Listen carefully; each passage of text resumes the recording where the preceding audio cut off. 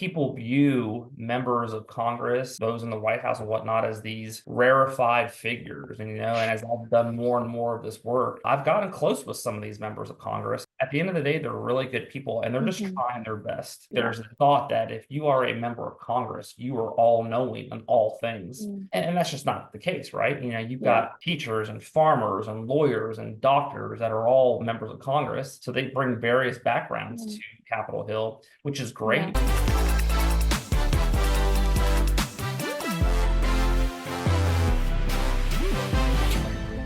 Joining me today is Michael Hardy, and he is a Deputy Chief Government Relations Officer and the Director of Federal Relations at Texas A&M. So, Michael, welcome. Thank you for joining me today. Thank you. It's so good to be with you today. Absolutely. So, let's go ahead and get started. Michael, can you explain what it is that you do?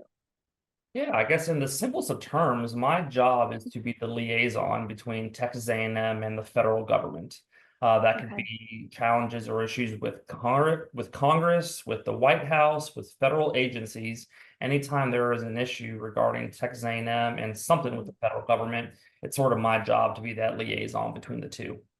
Okay. Amazing. And what made you want to get into this career path, and how did you get your start Yeah, really. So I went to college, ironically, as a biology major. I wanted to be an optometrist when I went to school. in it? Okay. My freshman year biology class quickly ended that dream, but Mm. I happened to start my undergraduate career in the fall of 2000, which was the Okay. year of the Bush Gore presidential race. Mm. And that really just sort of piqued my interest into the political process.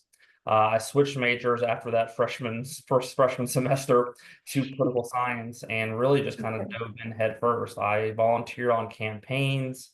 I've interned on Capitol Hill. I have worked in Wow. the state legislature. So really, this has been my career path for the better part of my career, and I Okay. love what I do. So. Okay. And what parts of your job do you love, and what parts are the most exciting to you? Yeah, look, I love dealing with people. That is what I love to do, and I always say a big part of my job is relationship building and Okay. relationship maintaining. Okay. Everything that I do is based on a relationship I have with someone, whether it's in a congressional office or wherever that might be. So I really enjoy that part of the job, and Okay. I always tell students when I talk to them, there's two types of relationship. There's transactional relationships and there's genuine relationships. Hmm.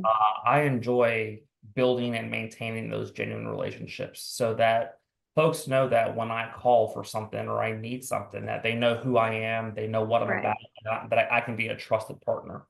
Yeah. Um, what do I enjoy the most beyond that is I love solving complex issues. Hmm. There are often times that a policy from the federal government may conflict with what Texas A&M is doing, or vice versa. So Okay. how do you navigate that in Mm. the political environment as well? Right. And we all know the political environment is a little crazy these days. So having to navigate that, I really do appreciate and enjoy. And it's, again, no day is the same. So Yeah. it's always something different. Okay. And now on the flip side of things, is there anything in your job that you think is harder, emotionally challenging, or maybe just not so fun? Yeah, I do travel a lot. I spend the Okay. better part of my time on an airplane and in a hotel. So the Okay. way my work schedule goes, I more or less spend a week in College Station and then a week in Washington. So I kind of go Okay. back and forth. Wow. So Okay. lots of airplane rides, lots of delays, and Mm. sitting in the airport. So that is not fun. But I think beyond that is a lot of the things that you do or we try to achieve. Really, you don't have a ton of control over. So Right. it's not really in my hands to solve these Mm. problems. You have to convince other people to want to take up the challenge on your behalf, or in my case, Right. on behalf of Texas A&M. So there's Mhm. only so much that I can do. Ultimately, the issue, the vote, whatever resides in the hands of the member or if a staff member I'm dealing with. So Okay. there's always a bit of anxiety when you realize like you've done all you can, the Mhm. rest is in someone else's hands. So that's, Yeah. I think, for type A people who like to have all that control. I think that can be a Mhm. challenge. So. Okay. And what do you think that people might underestimate or overestimate about your job? Yeah, I think from an underestimation standpoint, I think people don't realize just how much the federal government is entwined in their daily lives. I mean, I think people Okay. see the president on TV or a presidential candidate or a member of Mm, Congress on TV, and they think, how does that impact me? Well, it impacts you in numerous ways. And as it okay. relates to higher education, a lot of what we do here at Texas A&M, I mean, beyond teaching and educating the next Mhm. generation of students, is research. And a lot of that Yeah. research is funded by federal agencies. Mhm. So particularly for Texas A&M and in research universities like Texas A&M, the White House, Congress, federal government plays a critical role in how we operate. Yeah. In terms of overestimating, I don't know. I think people view members of Congress and those in the White House and whatnot as these rarefied figures. And as I've done more and more of this work, I've gotten close with some of these members of Congress, and they're really good Mm, people. Even if you disagree with on policy here or there, right. at the end of the day, they're really good people, and they're just Hmm. trying their best. It is impossible to be an expert on all things. And I think Yeah. there's a thought that if you are a member of Congress, you are all knowing on all things. Mm, And that's just not the case, right? You've yeah. got teachers and farmers and lawyers and doctors that are all members of Congress. So they bring various backgrounds Mm, to Capitol Hill, which is yeah. great, but you can't be all knowing. That's what you got a staff for. And I think the expectation level sometimes is a little too high, probably. Okay. Okay. Good to know. Yeah. So now moving into the industry, would you say that this role is specific to just colleges, or can you do your role in other companies, if that makes sense? Yeah, it makes perfect sense. No, so yeah, so what I do, the government relations sector, it is for anything. It Okay. is for higher ed. So I have Okay. colleagues across the country that work for Notre Dame, University of California, University of Okay. Florida, whatever the case is, all across the country. Mhm. But yeah, there are government relations professionals that work in oil and gas, that work Okay. in K-12 education. Mm, You name the sector, there is a representative likely that works for them in Washington and in state capitals all throughout okay. the country. So, Okay. people's voice is important. They want to have their voice heard, and they look to people to represent them, again, in Washington or in a state Hmm. capital, in my case, in Washington. So Okay. yeah, no, you can, if you have an interest, right now, athletics is a big deal right now. Mm. There are government relations professionals that work just on athletics. Oh, So again, you name the industry, yeah. there's someone that is working for them in Washington more than likely. Okay. Okay. And so now, before we got on this call, I had to do a little bit of research on the average income, or specifically, I chose the Director of Federal Relations title, and it said that it is about $108,000 annually. From your experience, do you think that's accurate? What do you think about that number? Yeah, I think that's a good middle number. I mean, you work your way Okay. up, and again, Yeah. there's varying levels, right? I am a state employee, so I am a government official, that I work for Texas A&M. But there are private government relations professionals that certainly make well beyond $108,000, and those that make less than that. But I think that's probably a good average. It is a lot of work. There's your schedule is not really your own. My calendar is uh, the Congress controls what my calendar is. They create their own schedule. I can't create my schedule. So it's sort of out of your hands. And there's times where issues pop up at all hours of the day that you're expected to, be there to help support, your client. In my Yeah. case, Texas A&M. Now, look, I have never gotten a phone call at 2 a.m. on a major government relations issue, but have there been Saturdays where I'm just enjoying watching a football game or Sunday and something happens? You bet. And you kind of got to be ready to go. Have there been times where my week is planning to be here in College Station and I wake up on a Monday, I'm like, oh, nope, I guess I'm going to DC today. So you've got to be flexible in that regard. Okay, so now what are some of the current trends or challenges in this industry, and how do you see your role and your responsibilities changing in the next 5 to 10 years? Yeah. So, when I started this job, I mean, everyone that I work with in Congress, they all enjoyed their college experience. Everyone had fun, albeit at A&M or any other college. Everyone, for the most part, enjoys their college experience. Yeah. But in as long as I've been in this role, it's got what has happened that I've noticed is just sort of this politicization of higher education.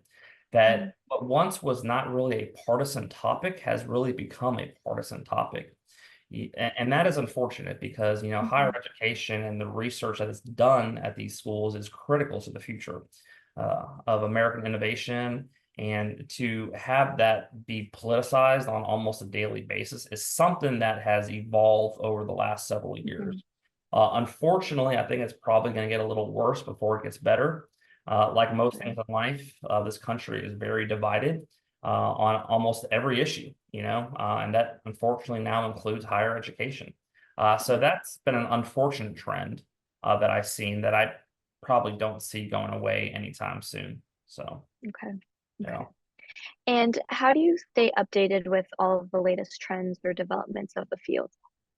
Yeah, so in the field, we do a lot of professional development with our colleagues. So there are a number Okay. of conferences that I go to every year where we just collaborate and talk about the issues of the day. I was in Washington earlier this week. We had a meeting on Tuesday that had 75 of my colleagues that were with me, all talking about the issues of the day. We had several members of Congress join us to talk about issues before Congress, including AI, artificial intelligence. So it's just that is how you kind of stay on Yeah. top of the topic. It's one of the things I love too, right? You learn from others. I'm Hmm. certainly not all knowing by any chance, but I love hearing the perspectives, not just of other people, but from other people from other geographical regions. So my Right. view on topic X might be different than someone on topic X that lives in New York or lives in Montana or lives in Hmm. Virginia. So I do love that part because a lot of times you'll come to the same conclusion, but you get there a different way, and Right. that's really fascinating. Yeah. Yeah. So we talked about how variable your schedule can be, but can you give me a brief outline of just your day to day and what tasks you spend the majority of your day doing? Yeah, so I'll typically get up around 5:30, and Okay. I will immediately turn on the news and try to catch the major clips of the night. Hmm. I get 6 or 7 different newspapers delivered to me. So I just kind of scan those headlines. The first thing I Okay. look for is information on Texas A&M. Has something happened? Was there a story on a professor? I mean, good Hmm. or bad? I'm not looking just for bad things. Was there a story on this professor that did this amazing research? Was there a story on a student that did something back in their hometown over summer? So I'm looking for things Hmm. that relate to Texas A&M. And then I'll kind of review the congressional calendar for the day. All right, what Okay. committees are going on, what hearings are happening, and then I'll obviously kind of look. That will kind of dictate how my schedule it is. Of course, I have meetings throughout the day. I will prepare for those. Hmm. I have a TV in my office that always has the news on, just Oh, catching the news on, or I'll have a hearing on. So it's a lot of just making sure you're up to speed on the issues right. of the day. And in today's environment, there is no shortage of ways to get information. Yeah. I would encourage folks to listen to more than just one source Hmm. or get more than one source of information. Not my place to say where to get it from, but I just think it's important to get your information from multiple, Absolutely. to make sure you're seeing all sides of the story. So, Yeah, absolutely. and then it'll end around 5 or 6. So every Okay. day. Okay. And whenever you go to Washington, what does that look like?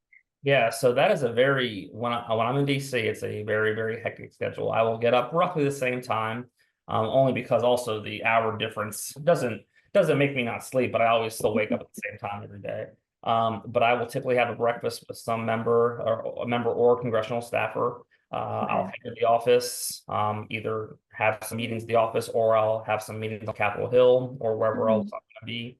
I'll try to have a lunch with someone, go back to the Hill, back to the office for meetings, and try to have a dinner with someone. Again, I mentioned Okay. a lot of what I do is relationship building. It is the Hmm. most important thing that I do. Okay. Any issue that I'm working on, I can research it, I can learn it, but you've got to be skilled at relationship building, and that is the Hmm. majority of what I do. Okay. Amazing. And are there any busy seasons of this job? Yeah, there a handful. I would say February, March really is a heavy, heavy season for me. Okay. All our appropriations requests are due, and our appropriations requests are items that we request federal funding for. So you have to submit a form to get those dollars. So every year, February and March, every congressional office requests those forms, requests those applications. So that is a Mm, very busy time. I will say that April and May is full of me being in DC quite often, doing Hill meetings with staff, trying to gather support for the whatever initiative we're asking for. mhm. Summer is a little slower. I wouldn't say super slow, but it's a little slower. And then it really kicks back up in September and October. November, Okay. December, also a little slower. Again, not that it is never super slow, but Mhm. there are definitely seasons where it is incredibly busy and you'll work 12 hours a day. I mean, no doubt about it, because there's a Okay. lot to do in a not a lot of time. So I've not yet learned how to create more hours in the day. That is a skill I have not yet learned. So. So talking about skills and knowledge and all that, what are the certain degrees or certifications that are required to get your job? Yeah, so there isn't any one required degree. Okay. I'm a poli sci major. I got my master's in public administration, Mm, but I also have a history minor. So those are three okay. areas you do see a lot. You'll see a lot of lawyers, no doubt about it. But what is great about this job is that you can truly you could be in any major, any school here, and still be a public policy person or government relations professional. You have Hmm. people that have spent their entire career as an engineer and now are doing engineering policy. So that is one of the great things is that, really there is no appropriate path. I will say the path you usually see is political science, Okay. law, history, those sort of things. But there's no direct one path to have to get here. So. Okay. Perfect. And we've talked a lot about relationship building and how important that is. But what are some other natural strengths or talents that you think would be good for this role? Yeah, the two other ones I would say is being able to be concise and articulate. All right. Okay. We've probably all heard about your elevator speech or your elevator Hmm. pitch. You got to have that in this job too. If you get before Okay. a member of Congress or their staff on an issue, you're not going to have 45 minutes to walk through Hmm. the entire thing. You've got to give to them in a short, quick, pithy way that makes sense and it piques their interest. So a lot of Okay. times I will get a white paper from a professor on campus, a researcher on campus, or someone about this amazing project they have, and it's a 45-page paper that Mm, I've got to figured out how do I boil this down to 1 minute of why it's important, why is it mm. worth funding, and why should you support this project? Yeah. So that's important. And also writing. I think writing is a skill that is still incredibly helpful, Mm. incredibly necessary for this role too. There's a lot of stuff that I have to turn around from that 45 pages into a one pager or two pager. Yeah. Thankfully, I'm done with the 45 pager or 20-page essays. I no longer do that, thankfully. But you got to be able to take a lot of information, synthesize it in a very articulate and impactful way. So. Okay. Okay. And what are some of the topics that you think an individual has to be really interested in to enjoy this job? Yeah, I mean, it could be anything, right? Like if you love Hmm. healthcare policy, I mean, that is something that is important. If you are interested Okay. in higher education or K-12 education, and you were passionate about that, you can go be a government relations professional in that area.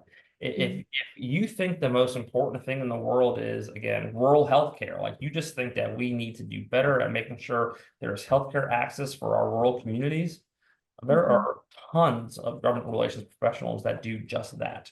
So what I would Okay. say is find the area you are passionate about, learn a lot about it, and then kind of hone in on that area. I do think it's important to have some legislative experience in this role.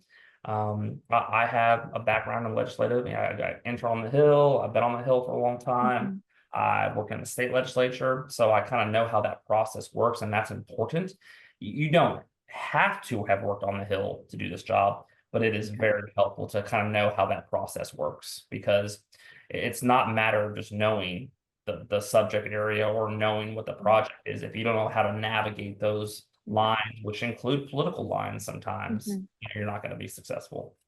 Okay. And what are some of the tools, technologies, maybe softwares that you use a lot as part of your job? Yeah, we have a couple different databases that we use in Okay. terms of tracking legislation because there's Okay. so much that gets filed. You've got 435 members of the House, you've got 100 members in the Senate Hmm. that are filing legislation all the time. It's impossible to keep up with 535 voting members and what they do. So there's a couple different websites and databases that we use that I can plug in Hmm. anytime this member has the word education in their bill text, let me know. So that's how I kind of go about staying on top of that. Okay. And then, of Interesting. course, I pay close attention to the Texas delegation and, of course, Mm. our own member as well. Um, so, yeah. Okay, perfect. And so now we want to give our listeners a little bit of advice. So, what do you recommend that candidates that are interested in a role like this do to set themselves apart from other candidates? Yeah, I think you've got to be comfortable in your own skin and you've got to be willing to go out there on a limb at times. There is a gentleman that I know, I always share the story. He graduated from Texas A&M on a Friday or Saturday, whatever day it was, did not have a job. He drove to Okay. Washington, had his resume, and just walked basically into every congressional office with his resume saying, I want a job. And it Wow. took that sort of gumption, and he got a job, and he is amazing and great at what he does. But that's Mm. unnatural for people, right? So you've got to be willing Hmm. to put yourself out there. You've got to be willing to be told no. Like you have got to have thick skin. You're going Yeah. to fail a lot in this job, but you're going to have some great successes too. But you've got to be willing to put the work in. It is not a 9 to 5 job, and if that's what you want, that's perfectly okay. There's nothing wrong with a 9 to 5 job. All right, Mm. but that's not what this is. This Okay. job is until the job gets done. Um, and again, oftentimes it's going to be working on weekends or working through things or working late at night to Hmm. prepare for the next day. Yeah. But so I would say making sure you understand that part of the process as well. And then being comfortable with being rejected. I Mm. can't tell you how many times I have walked into an office and they said, hey, appreciate you coming here, but now we can't support this. And Yeah. you do all this work, all this preparation, and Hmm. you got to learn to be okay with no. Okay. That's hard to Yeah. learn, and you Yeah. can't just graduate one day and say, okay, I don't mind being told no. And well, until Mm. you're told no to your face, it's a Hmm. different thing, right? So that's Yeah. another thing. But as you get older, you will again develop those relationships and you'll understand how to navigate it and you'll have Hmm. some successes. And those successes are just so wonderful. So Yeah. Absolutely. So now, if someone wants to make a pivot from another career into this one, what do you think is the fastest way that they can get their foot in the door? yeah, so that's a little harder to make a pivot Hmm. into this industry because this Mm. really is a bottom up industry. You don't just if you are an executive in an industry, you don't become an executive in this industry. You really have to Okay. work your way up. So there are many people I know that were in one area and were doing that for 4 or 5 years, had kind of worked their way up, decided Hmm. they kind of wanted to go work on Capitol Hill and took an entry level job. So you have to Okay. be okay with doing that because you have to learn the ropes to doing this. Now, Yeah. uh, thankfully, the individual I'm saying, he learned that after a couple of years, not 15, 20. But if you're mid-career and are wanting to make a shift, I would find out sort of look for government relations professionals, at least in the area that you have some expertise on. That would be Okay. incredibly helpful. So if you've been a nurse for 15, 20 years, maybe go try to find a job in the healthcare industry where you can kind of be a policy expert. Mm.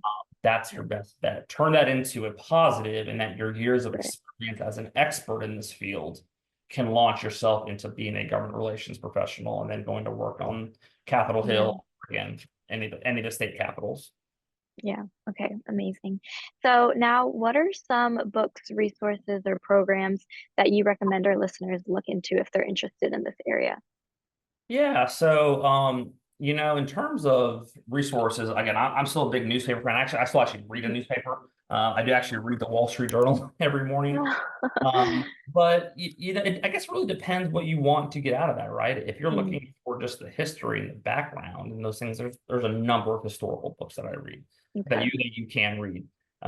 If you want to study certain areas or become experts in certain areas, get a book on healthcare policy, get a book on healthcare Okay. trends, get a book on education trends. Hmm. I've got a book right behind me that is a book from the president of Johns Hopkins University that talks about the greatest challenges moving forward in higher education. So those are the Okay. things, now that I'm in this field, or in higher education at least, Hmm. those are sort of the things that I look to.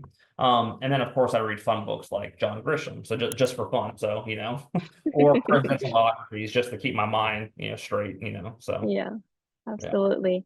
Okay, now finally, if you could talk to your younger self when you were just starting off in your career, what advice would you give him? What would I tell younger Michael Hardy? That's a great. I don't know if everyone asked that question. Um, Great question. I think I would just say to don't try to plan your life out so much. And that's Okay. probably exactly what I would say. When I was growing up, I thought I was going to go to law school, and then I was going to do this, and I was going to do that, and I was going to do that. Hmm. It never happened. And not because I didn't want to, but just you get opportunities throughout the way. And if you are Yeah. so rigid in how you want Hmm. your life to go out, you're going to miss so many wonderful opportunities. Absolutely. The only reason I started in this, and again, my very first job was on a presidential campaign, was Hmm. because I didn't get another job. And then someone sent me this. Had I Wow. been so rigid, I'd have kept applying for that same job over and over and Hmm. over. I would have missed out. I ended up going to Florida on a Wow. campaign, met amazing people there. That led to a job on Capitol Hill, which led to a job in the Wow. legislature. So don't be so rigid and be Mhm. unwilling to look at those other doors that may open. Doors Yeah, open and close for a reason. absolutely. Always a bad thing. So that's what I would tell myself. But that is a great Yeah. question. I have never been asked that question. So That thank you. is great advice too. So, yeah. Well, all right, Michael, thank you again for joining me on today's episode, for talking us through your job, what you like about it, what you dislike about it, and your whole experience as a whole. So, thank you so much. Well, thank you. Have a great night. You just got one episode closer to learning about the world of jobs out there. To explore the rest of our career categories and find your best fit, go to jobdictionary.com to sign up for the beta users waitlist. Then subscribe here to find the next episodes coming out this week. And as always, drop us a comment, review, or message to let us know how we could better attune our episodes to your specific needs. Follow us on TikTok, Instagram, Facebook, LinkedIn, X, Threads, Pinterest, and wherever else you're on socials to go get our short, snappy preview reels that expose you to new job options every day. Because here at Job Dictionary, we believe your big aha moment can be just one scroll away. Go check it out and get out there. Cheers!